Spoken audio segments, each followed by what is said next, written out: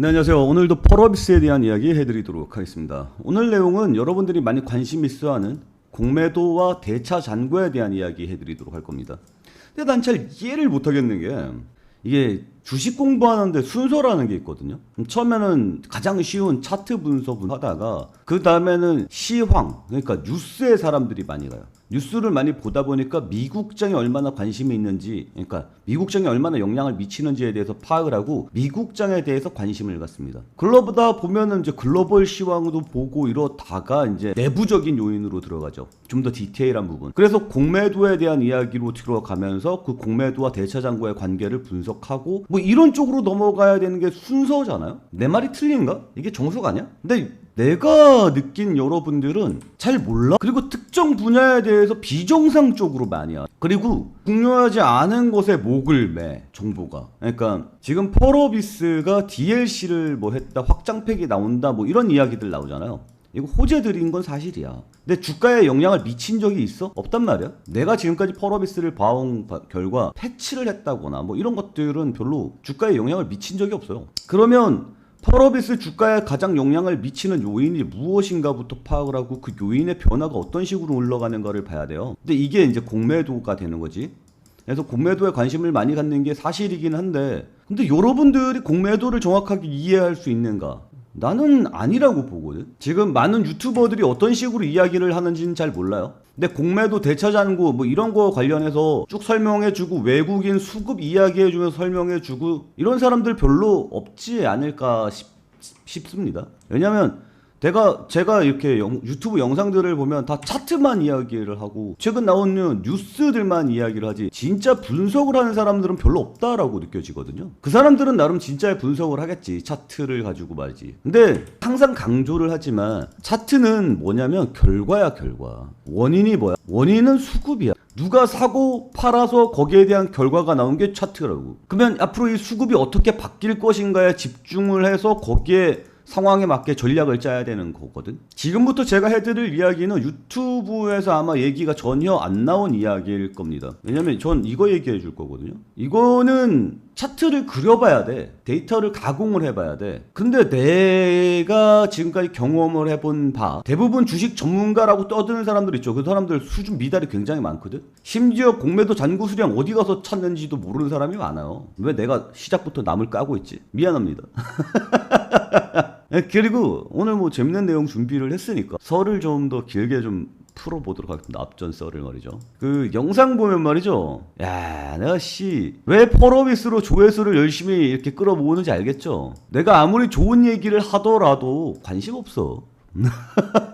지금 여러분들이 어떤 심정이에요? 이거 나오잖아. 애널킴 동생 믿고 내가 펄어비스가 떨어질 때마다 분할 매수를 했는데 물 타다가 거의 전 재산이 몰빵이 됐어. 마이너스 %에 살 떨려. 삼전 하이닉스 다 팔고 더 골로 갔네. 네, 떨리지. 그래서 이제 다른 이야기가 안 들릴 거야. 내가 이제 삼성전자라든지 내일 올라갈 단타 종목이 뭐예요? 뭐 이런 이야기 하는 게 안 들릴 거야. 근데 우리 말은 삐뚤어졌어도 입은 바라라고 애널킴 동생을 믿고 떨어질 때마다 분할 매수를 했는데 내가 언제 떨어질 때마다 분할 매수하라 그랬어. 그러니까 이게 전형적인 리스크 관리 실패 사례거든요. 차라리 펄어비스보다 지금 제가 하는 이야기를 더 새겨 들어야 될 것 같아요. 리스크 관리를 못하는 사람 있죠? 그럼 10번을 먹어도 11번째 리스크 관리 못하면 끝나는 겁니다. 아, 좋았다가 많은 거죠. 이런 사람들이 이제 보통 한강물 가요. 온도 체크하러. 그러니까 실패가 오더라도 아쉽다. 다시 재기해자. 이게 반복이 될 수 있어야 되거든. 그래서 이런 식으로 가는 거야. 주가 수익률이 이런 식으로 가는 거야. 이런 식으로 가야 된다고. 내 계좌의 수익률이 이게 건강한 거야. 근데 이런 식으로 올라가는 이런 식의 움직임을 나타내는 사람은 절대 장기적으로 돈을 벌 수가 없어요. 리스크 관리의 전형적인 실패 사례입니다. 뼈에 새겨 들으시기 바랍니다. 유튜브에 교육 자료 많잖아. 그런 것들 좀 보고 하세요. 그리고 나는 추가 매수 사인을 딱 한 번 줬거든. 근데 왜 떨어질 때마다 분할 매수를 하냐고. 이게 분할 매수야 몰빵 매수지? 분할 매수라는 건 리스크 관리 용어예요. 리스크 관리를 전혀 못했잖아. 그리고 내 영상을 믿고 애널킴을 믿고 내가 언제 삼전 하이닉스 팔라 그랬어. 반도체가 제일 1위고 펄어비스가 곁가지 테마라고 내가 몇 번을 강조를 했는데 거의 매 영상마다 여러분들 오해하지 말라고 매번 이야기를 했는데 이래놓고는 이게 무슨 얘기냐면 나는 너를 믿었다라고 깔아놓는 거야. 나중에 빠졌을 때 널 원망하겠어 라는 이야기잖아. 근데 난 이렇게 얘기한 적이 없거든. 그러니까 이게 전형적인 팬인 척하는 안티가 아닐까라는 생각도 들어요. 뭐 물론 저는 이번에 살려 나올 거라고 생각을 합니다. 근데 이 심리가 쫓기는 사람들은 내가 앞에서 얘기했던 거는 안 들리고, 자, 저는 이제 화요일부터 반등세가 나올 거라고 생각합니다. 요 부분에 대해서 믿고. 그러니까 왜 내 말을 편집해서 믿어? 내 의도가 정확하게 전달이 잘 안 되는 게 난 너무 안타깝다라는 생각이 들어요. 근데 이 부분에 대해서 욕할 게 없어. 왜냐면 나도 몰빵했거든. 나도 몰빵했어요. 나는 펄어비스에 몰빵 안 했어요.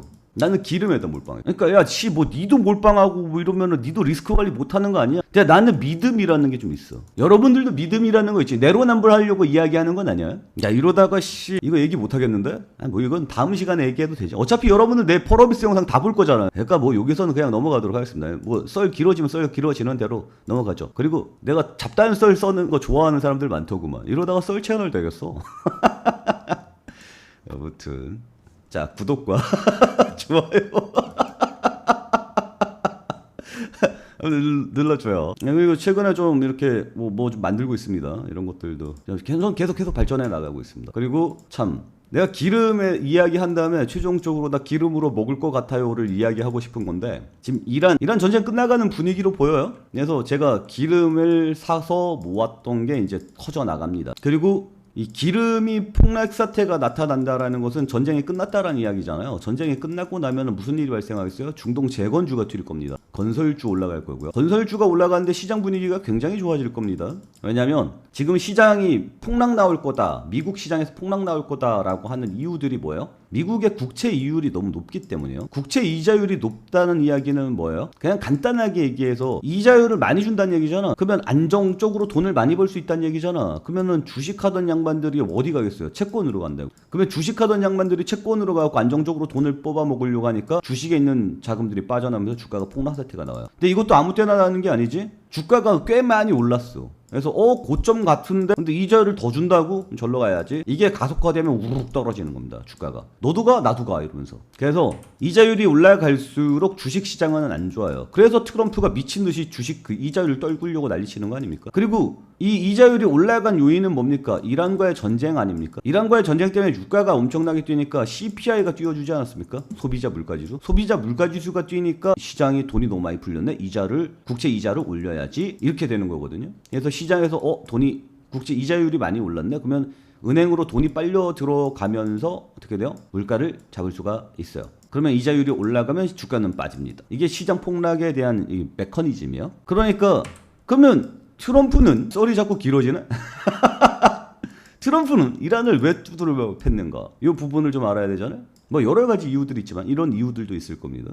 일로 가면은 썰이 한도 끝도 없이 늘어져. 근데 그냥 다시 돌아와서 전쟁이 끝날 것 같아요. 트럼프 이란 종전협상 최종 사항 논의 중 곧 발표 예정. 근데 뭐 이랬던 적이 워낙 많기는 한데 지금 유가가 미친듯이 빠지고 있습니다. 한때 90달러가 깨졌습니다. 80달러를 보고 왔어요. 우리 지난 금요일에 100달러 넘었었잖아요. 근데 그 80달러 빠졌어요. 아무튼 나 기름으로 잘 먹을 것 같아요. 나 기름에 몰빵 쳤거든요. 이게 왜 믿음이 있냐면 믿음이 있냐 이걸로 넘어가면 안 되지. 저걸 이야기해야지. 이란과의 전쟁이 끝나잖아요. 그러면 중동 재건주가 올라가잖아요. 그리고 이란이 뭐였습니까? 시장을 지금 누르는 국채 이자율을 올리는 주요 이슈 중에 하나였잖아요. 그러면 기름값이 빠진다는 얘기는 CPI가 빠질 가능성이 굉장히 높다는 이야기죠. 그러면 주식시장이 다시 반등세가 나오겠죠. 그럼 주식시장은 다시 활황세로 가겠죠. 그럼 사람들이 주식시장 활황세네 이러면은 어디로 가냐했어요?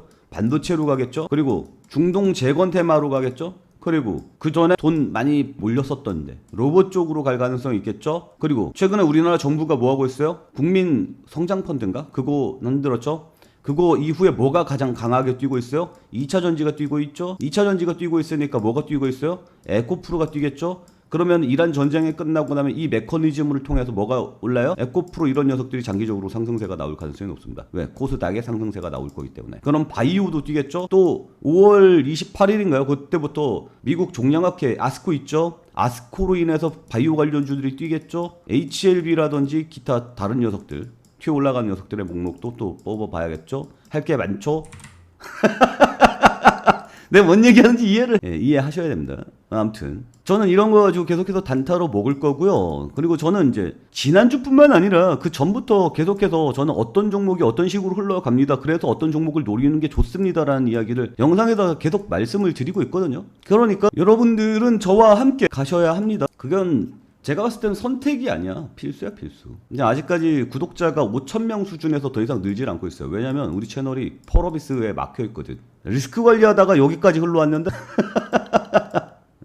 그래요. 아무튼 나도 뭐 욕할 거는 아니야. 근데 펄어비스가 실적이 좋아서 앞으로 주가가 상승할 거야. 요 믿음이랑 기름이 역사적으로 150달러치가 한계였어. 그리고 역사적으로 100달러를 넘어가니까 결국은 여긴 고점이었어. 그리고 이번 전쟁 이후에 110달러가 최고치였어. 전쟁이 사람들은 모든 거에 이슈에 둔감해지기 마련이야. 그래서 전쟁이 다시 일어난다고 하여 유가는 110달러 이상을 많이 넘어갈 가능성은 적다고 생각해. 그러면 100에서 110달러 사이에 물량을 모으는 게 맞다고 생각해. 그리고 전쟁은 오래 갈 수 없어. 왜냐하면 기름 가격이 100달러를 넘어가는 상황이 오랫동안 지속되면 글로벌은 엄청난 경기 침체로 빠질 거야. 따라서 이 전쟁은 그 누구도 원하지 않는 전쟁이야. 따라서 오래 갈 수 없어. 그러면 달러로 가는 것들은 굉장히 짧은 기간일 수밖에 없어. 이거랑 이 메커니즘에 대한 신뢰도와 이 메커니즘에 대한 신뢰도를 봐야 돼. 신뢰도 크기를 차이를. 이해가요? 그러니까 신뢰도와 큰 돈, 큰 수레바퀴가 돌아가는 거일수록 그쪽으로 갈 가능성이 높아요. 작은 수레바퀴가 돌아가는 거일수록 그쪽에선 변동성이 생길 가능성이 높아요.